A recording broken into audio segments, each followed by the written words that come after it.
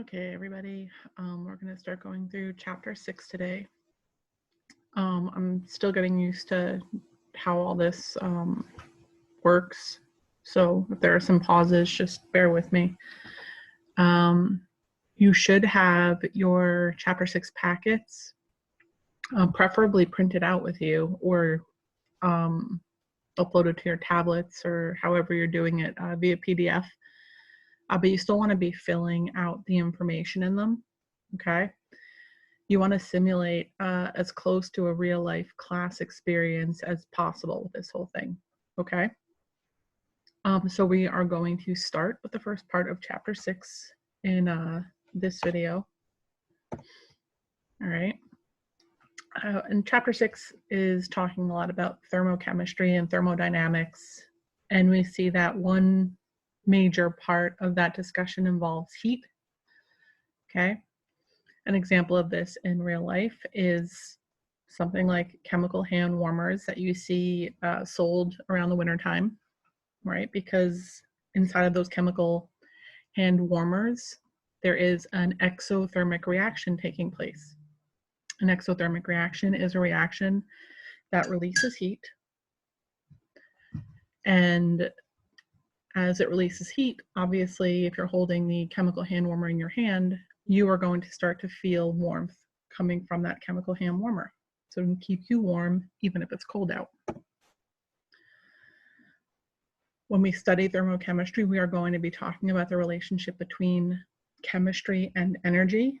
Heat is a form of energy, all right?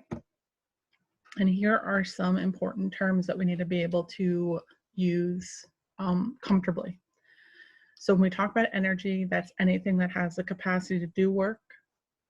And like we talked about earlier in chapter 1, work is anything that has a force applied over a distance. Okay, so formula-wise, work is force times distance. When we talk about heat, we're talking about an energy flow that's happening due to a difference in temperature. Okay. Heat and work are both types of energy, but they behave in different ways, right? Because work, again, is going to be force over distance. Heat is going to involve some kind of temperature change, and we have to be able to distinguish between those two types of energies. When we talk about kinetic energy, that's the energy of motion, which we have also already discussed. Anytime something is in motion, that would have kinetic energy associated with it. Thermal energy is another type of kinetic energy, but that has a temperature association. And potential energy is energy that is stored, or positional energy, right? Another type of potential energy we're going to talk about is the fact that there is potential energy stored within the structure of compounds in the chemical bonds. It's another type of stored energy, okay? And stored energy is potential energy. Okay, so we have chemical energy here, right? And that's what we just were talking about, where we have potential energy due to structure. We have light energy, which is kinetic energy, but it involves transitions of like electrons within atoms. And then there's nuclear energy, which is happening within the nucleus of atoms. Okay, and you can just look at this flow chart here, and it's going to help you differentiate between what type of energy you're looking at, right? The first distinction that you can make is, well, is my energy an energy that has to do with movement, or does it have to do with the position that something is in? Okay, if it's energy of motion, then that is kinetic energy. Once you've decided it's kinetic energy or potential energy, then you can go one step further and say, well, if it's kinetic energy, does it have anything to do with temperature change? If it has nothing to do with temperature change, then it's not thermal. But if it does, then it is thermal. Okay? You can do the same thing on the potential energy side. If you decide that your energy is due to position, okay, or stored energy, then you have, potential energy. Once you decide you have potential energy, then you can decide if it's chemical energy or nuclear energy, depending on like what's happening there. Is it energy associated with the bonds? Is it energy associated with the nucleus? That will differentiate for you what type of chemical energy you're looking at. Okay, this is just reminding you of the law of conservation of energy. I think we're all pretty used to this by now. Energy can't be created or destroyed. So whatever you start with is what you should end up with. That's the easiest way to think about the conservation of energy. But when we're talking about this starting and ending, or this heat exchange, or this energy exchange, we need to get a little bit more terminology under our belts. So we are going to talk about the difference between the system of something and the surroundings. This is going to help us figure out this second bullet point here. Where does energy come from and where does it go?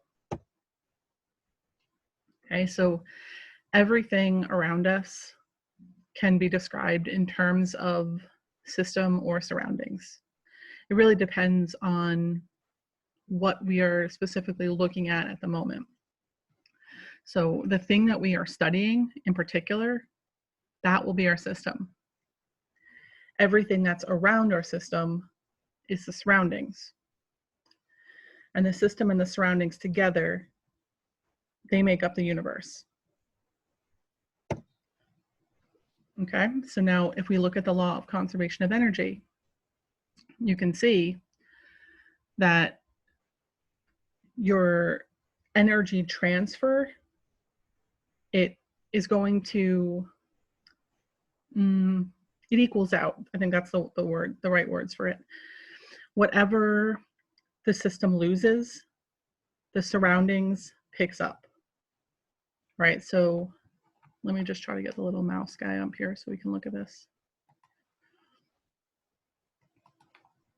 Okay, so over here we have our system, okay, and over here we have our surroundings. So our system goes from this level to this level. Obviously, there's a difference between those two. Now, if we look at our surroundings, though, it starts this empty and it ends up this empty, right? So the difference, this difference here, that ends up over here, and it like gets filled out by the surroundings. So anything that the system lost, the surroundings picks up. And it equals out in the end, right? Because we're not creating energy or destroying energy. Okay, so let's talk a little bit about the units of energy. The main unit of energy is the joule, okay? And you're going to see here that the formula for kinetic energy, I'm going to get my little drawing thing on again, is 1/2 mv squared, okay? That m, that's mass, okay? And that mass value is in kilograms. Velocity is in meters per second, and that unit is squared. So our overall unit here is kilograms times meters squared divided by seconds squared. That also, look at this ridiculous J I'm going to draw, equals 1 joule. Okay, put a little 1 in front. So that unit is equivalent to the unit joule.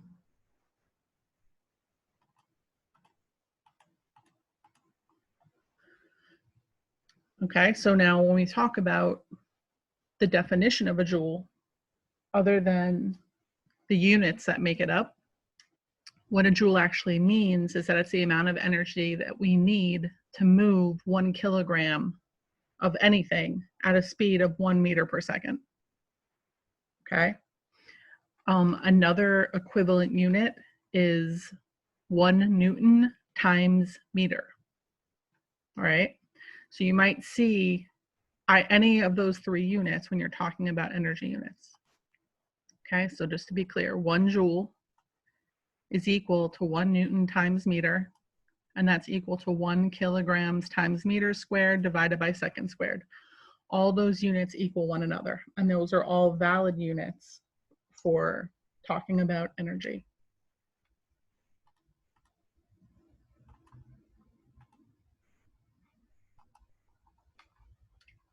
Okay. Another energy unit is called the calorie. And notice the little c here, right? Because if you look at the table down below, you see that there's a little c calorie and a big C calorie. So a calorie, the little guy, that's the amount of energy that you need to raise the temperature of 1 gram of water by 1 degree Celsius. A kilocalorie, and you notice that a kilo, right, that's 1,000. That's also the big calorie. That's how much energy you would need to raise 1,000 grams of water by 1 degree Celsius.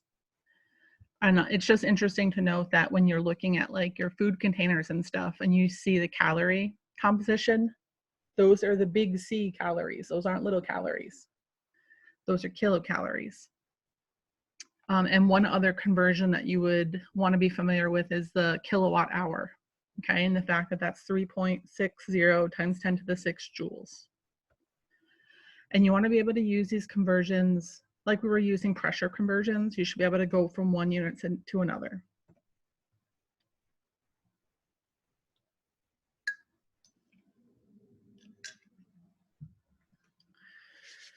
All right, sorry, I needed some coffee.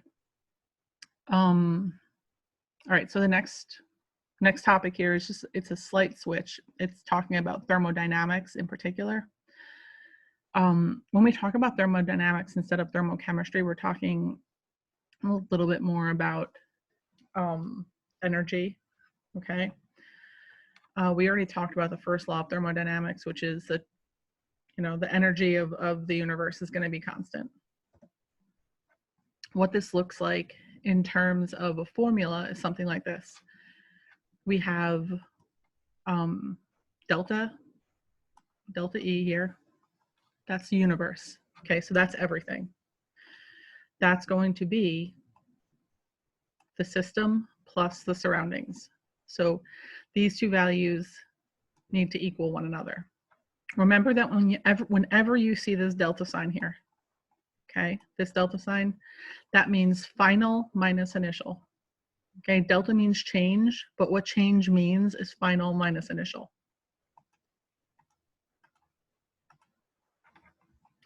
The internal energy of something is going to be the sum of the kinetic and potential energy of the things that make up the system itself. Okay, so everything has some kinetic energy and some potential energy that makes it up. The internal energy is the sum of those two things. And with the internal energy, we're looking at the system. Okay, the internal energy is what is called a state function, right? A state function, the change between the starting amount and the final amount is the only thing that matters in a state function. It doesn't matter how that change happened. The difference itself is what matters there. Okay, and I will give you a visual example of this. All right, so look at this picture here. All right, you've got hikers on a path. You've got the hikers over on the left side, right? They're like, all right, I'm not in real good shape, so I'm gonna walk up this path and then I'm gonna make it real shallow, make it kind of easy for myself, saving all my air. And like eventually they get to the top, right? So it took them 12 miles, but they started down here, right? And they ended up top. Great. Then you have the hikers that are going up path B. And they're like, nah, man, I've been training for this. And they fly right up the side of the mountain here, 5 miles. They still went from 0 feet to 10,000 feet. Okay, so that difference in altitude, that's what matters in a state function. It doesn't matter that one path was 12 miles long and another path was 5 miles long. It only matters that the beginning value and the end value, when you subtract them, that change, that's what matters there.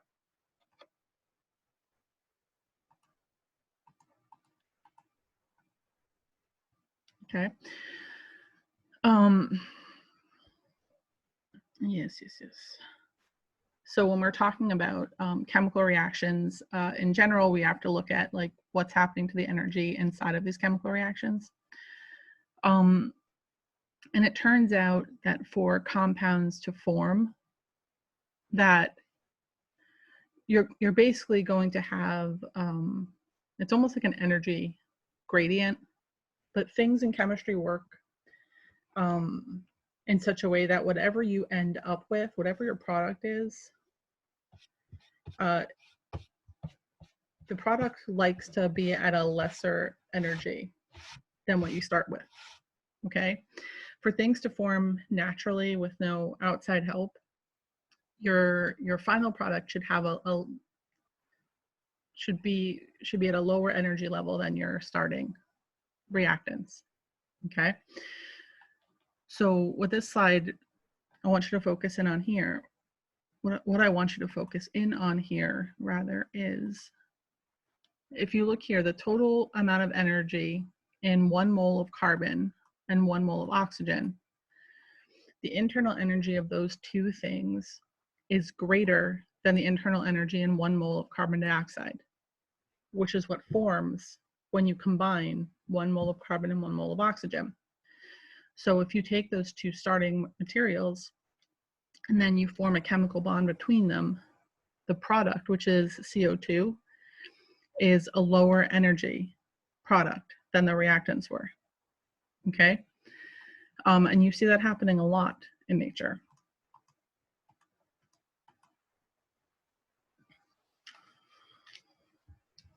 Okay, now you can map out the reverse of this reaction. Okay, and that would be if you took carbon dioxide and you tried to form the elements back out from it. But to do this, you would need to actually supply the carbon dioxide with extra energy. Okay, this is not a process that could happen without the input of energy from the surroundings into that reaction, because these two elements, for them to exist by themselves, they're at a higher energy level than the carbon dioxide is. Okay, so when the carbon and the oxygen come together to form the carbon dioxide, the difference in energy there is actually released. It releases that energy into the surroundings. And that you can just do, that kind of happens on its own. But for the second reaction here, you would actually need to feed energy into this in order to make this reaction proceed in this direction. Okay, that's not going to happen naturally. We keep track of where energy is flowing in and out of with positive and negative signs. Okay, and we're going to go through that. When you have energy flowing out of a system, it flows into the surroundings. Okay, so energy that's going from a system into the surroundings gets a delta E sign that is a negative sign. All right. If energy was flowing from the surroundings, excuse me, when energy was going from the surroundings into the system, that's going to get a positive delta E sign. Okay, and actually, let's be clear here. I'll go back to the other slide too to make this differentiation. The delta E that I'm talking about now is the delta E of the system. Okay, so in that last slide, let me see if I can go back. Okay, so over here, this is the previous slide. When we have our system and our heat's going into the surroundings, the delta E of the system is negative, okay? But the delta E of the surroundings is positive. All right, so the thing that's giving up the heat has a negative symbol. The thing that's receiving the heat has a positive symbol. And the system and the surroundings are always going to have opposite symbols. So in this case, you have the system giving up heat, the surroundings receiving heat. So the system has a negative sign and the surroundings have a positive sign. Okay, in our next type of reaction, we have our surroundings giving up the heat and it's putting the heat into our system. So now our surroundings has a negative sign and our system has a positive sign because it's receiving heat. But notice that between those two types of systems, the surrounding sign changes from one to the other and the system sign changes from one to the other. And obviously, if the surroundings is negative, the system has to be positive and vice versa. And also note down here, this is a good thing to pay attention to also, that these numbers should always be opposite one of the other, right? One another, rather. So whatever the surroundings is giving up, that's exactly what the system should be receiving, and vice versa. Okay. These energy diagrams are a way for us to track what's happening in the reactions.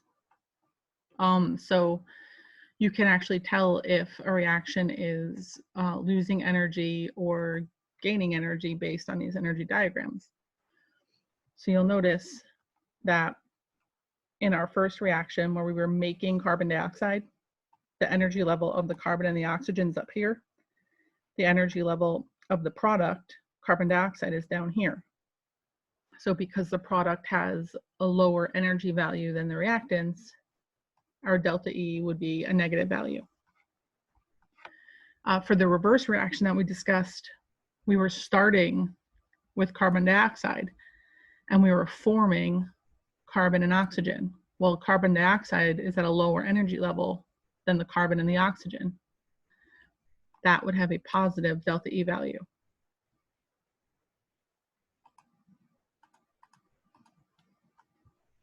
Okay, so if the reactants have a higher internal energy than the products, delta E of the system is negative.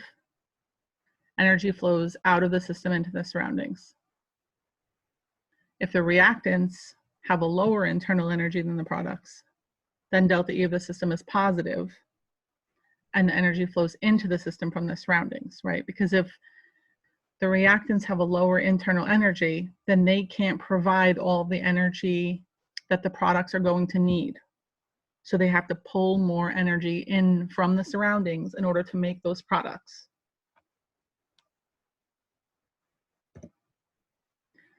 Okay, so I would like you to take a second, hit the pause button maybe, and look at this question and see what you think about it.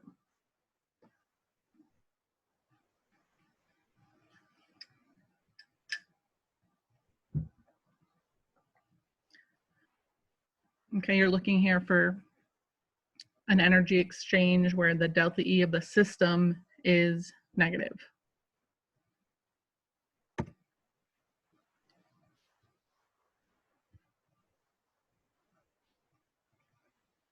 Okay, so you have a starting system up there. You have final systems down here, A, B, and C. So you're looking for a situation, and remember, something's negative if it's giving, if the energy goes from the system into the surroundings, that's negative. Now look at your choices and see what's happening here.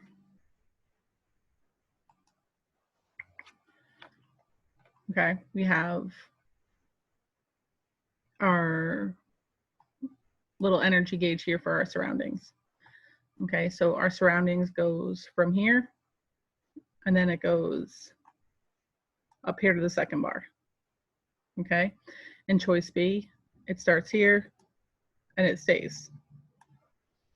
In choice C, it starts here and it actually decreases. Okay, the only one of these three choices that shows a system releasing energy into the surroundings is this choice here, right? Because we started with an energy level that was around here, and this difference in energy must have come from the system putting energy into the surroundings.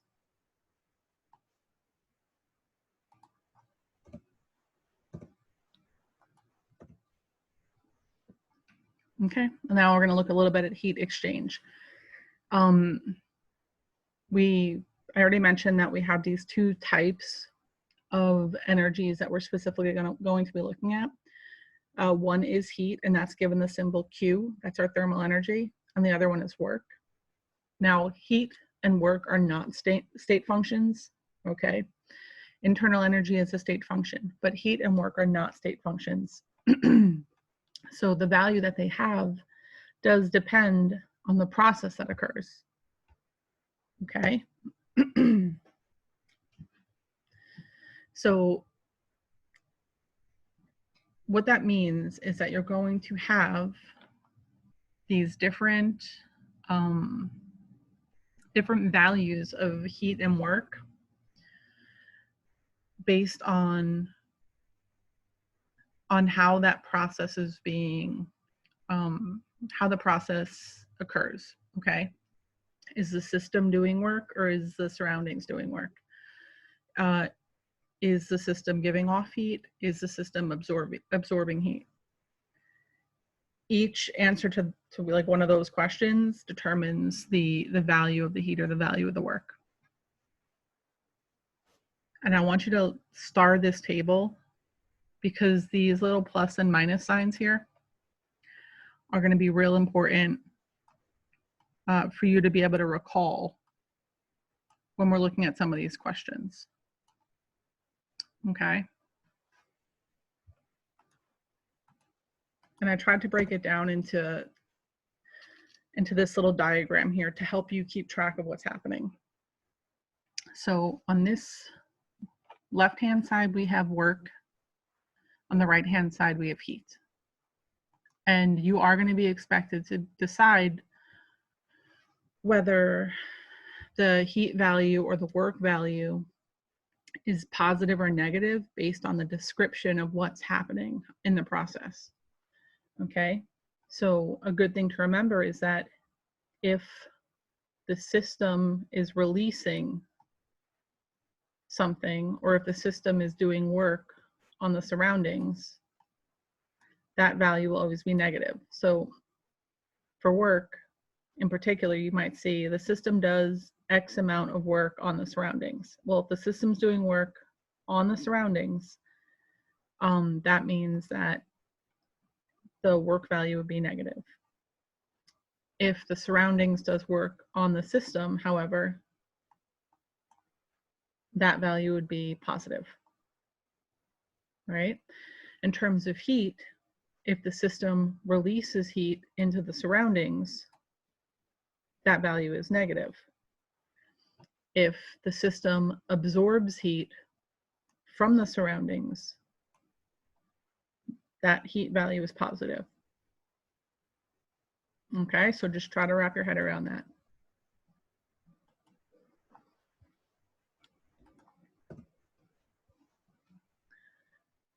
But notice, okay, that while heat and work might not be state functions, the overall energy doesn't change regardless of how the process happens.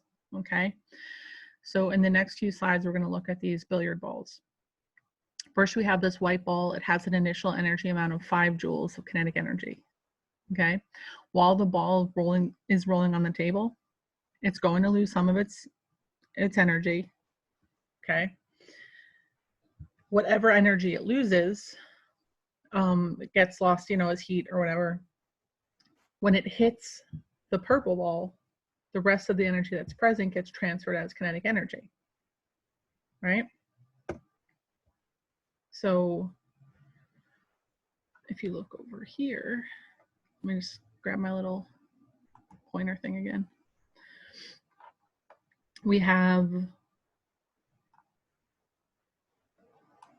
this amount here. This is the kinetic energy that's lost as heat, right? So that's the system, the billiard ball lost some of its energy to the surroundings as heat, lost 0.5 joules. So it has a negative 0.5 joules right here for Q. Then it transferred the rest of its energy to the purple ball, to the surroundings. That energy transfer, that's work. Okay, so this is Q. This is W. Okay, and this is the total energy change, right? Q plus W will always give you delta E. All right, so now we see it for this particular scenario. We have Q and we have W, and that's going to equal our delta E. Now let's look at a slightly different version of this. Say that we have this really rough pool table now. Okay, the other one was nice and smooth. That's why we only lost 0.5 joules of energy as heat. But now we have this really, really rough table. Okay, so as our billiard ball moves across the rough table towards the purple ball, it actually loses 3 joules of energy this time. Okay, that's a lot more. And when it transfers energy from the white billiard ball to the purple one, it doesn't have the same amount of energy to transfer. It only has 2 joules of energy left. Well, our Q value and our W value have changed now. So now our Q value is this negative 3 joules that was lost. And the energy that was transferred as work, well, there's only negative 2 joules that can be transferred. But notice, even though Q and W values are different, this delta E value is still the same. Okay, so the path that the billiard balls took, there were 2 different paths, but this end value here is still the same.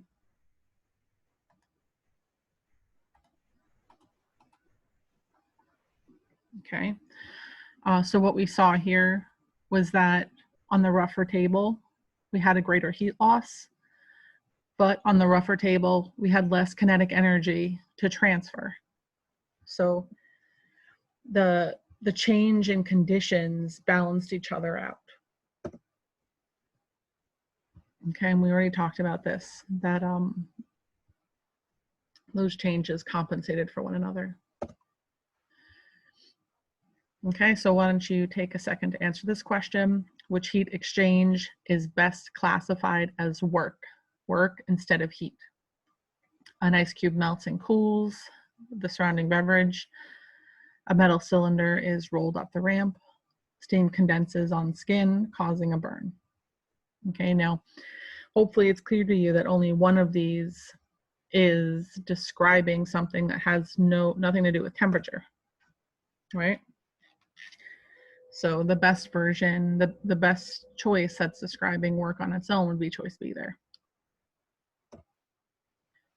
Okay, now we're going to talk through an actual example of how we would use this information to calculate our energy value.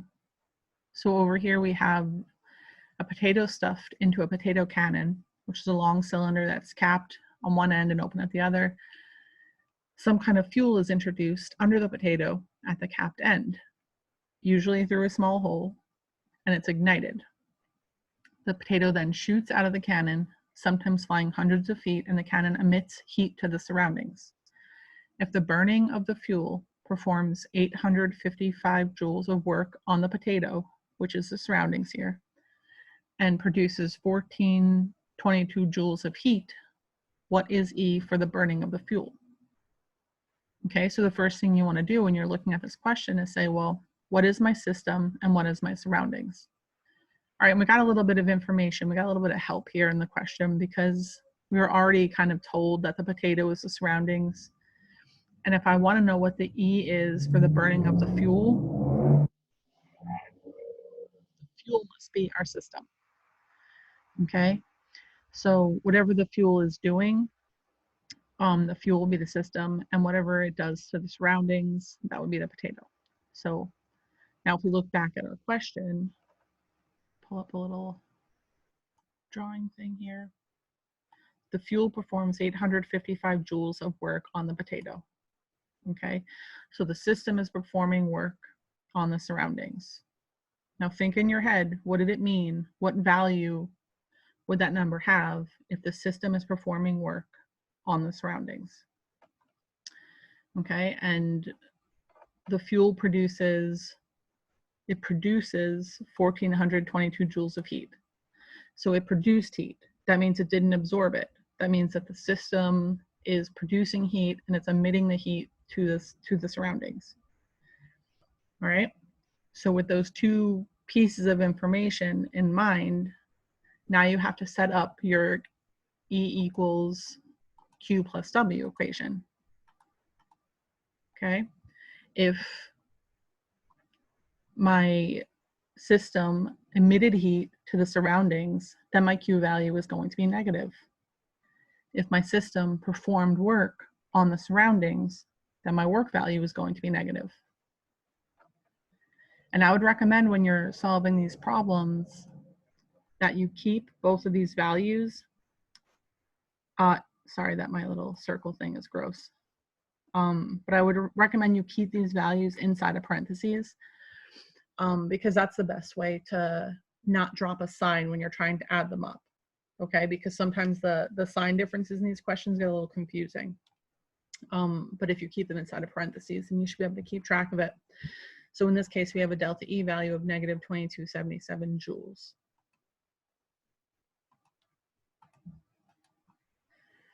Okay, why don't you try this one out? I'll do less of an assist for this one. I would suggest you pause the video right at this point and actually try to do this workout yourself. Okay, and hopefully this is the answer that you come up with.